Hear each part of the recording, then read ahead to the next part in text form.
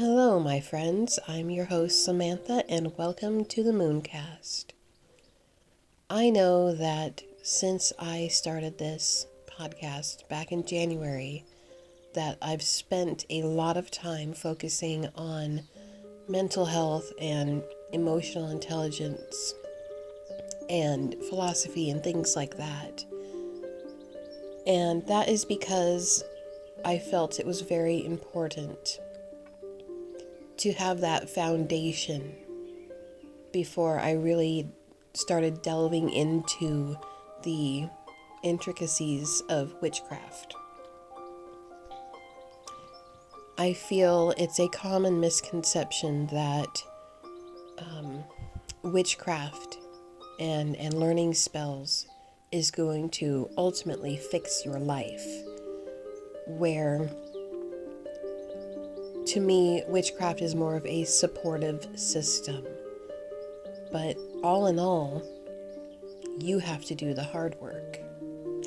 You have to actively be undoing traumas, most likely, and thought processes and things that you've picked up along the way during your life on this planet. It's no secret that most likely every one of us has some kind of thing that is keeping us from living our ultimately healthy and magical life. And witchcraft can definitely help with that, but it can't do it alone.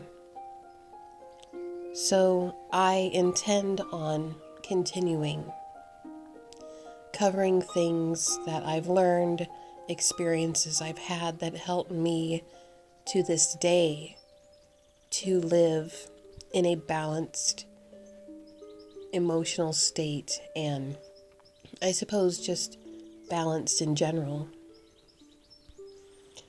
I never wanted anyone to get the wrong idea about me, and that is why I've also not delved into witchcraft specifics too much, is that personally I don't feel that I was comfortable putting myself out there on matters that are so personal. And that is the beautiful thing about life on this planet, is that everything is born, grows, and dies. My fear has for the most part died, and my growth as far as how I present myself to you and what I share has also grown. So I'm excited in the future to be sharing more intimate things about witchcraft with you. You see, my birthday's coming up soon, and every year I make goals and ultimately set some kind of theme, something that I'm going to work on. And in September, I'll be posting a blog and most likely a video about that, and I can't wait to share it with you. But for today, we are going to be delving into 5 different things you can do at your altar that aren't spells. Our altars are the focal points of our practices. They are reflections of us and our inner cosmoses.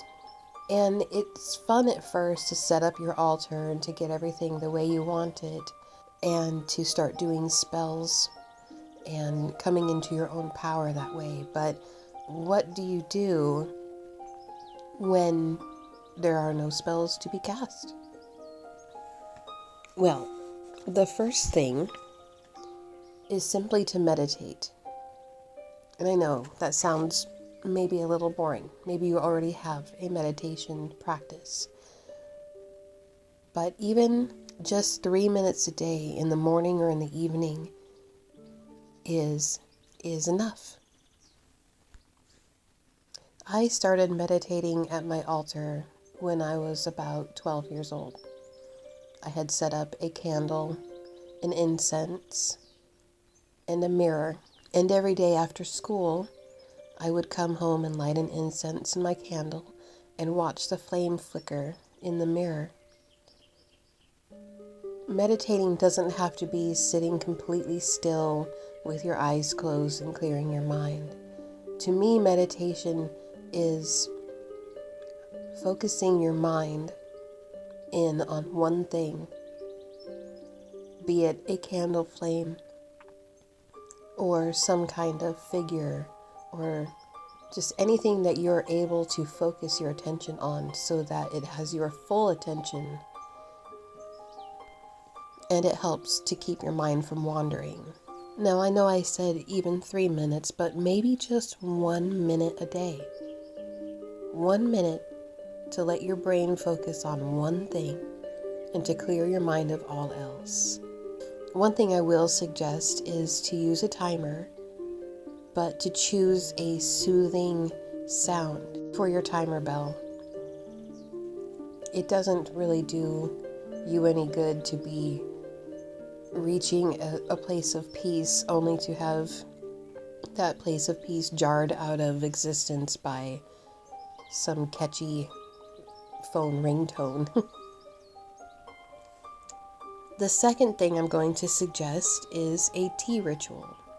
Now, a tea ritual isn't necessarily a spell, though it is, in a way, a form of working magic. What's beautiful about a tea ritual is that you can tailor it to what it is that you desire. If you want to be empowered, maybe you'll make a cinnamon type of tea. If you want to be calmed and at peace, maybe you'll make a chamomile type tea. I like to put my herbs on my altar before brewing my tea and bless them. And you can do this with a simple tea bag. It doesn't have to be a loose tea. It doesn't have to be anything fancy. It can literally be tea from the dollar store.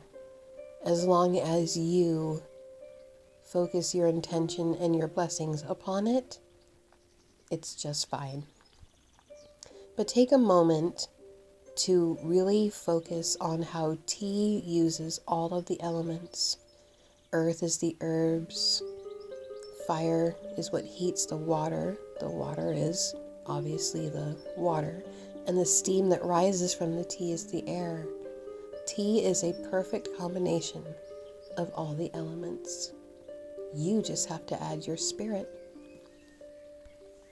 And this is something that you can do all the time. You can do it once a day if you want. I would like to do it once a day, but frankly, I don't get around to it. The third thing that you can do at your altar that isn't a spell is daily offerings and cleansings. Your altar should hold your energy and power that you raise. It should be a place that you can come into like a bank and deposit and withdraw energy. And offerings don't have to be extravagant. It can literally be a stick of incense. It can be a piece of fruit. It can be a cup of water. It doesn't have to be exotic.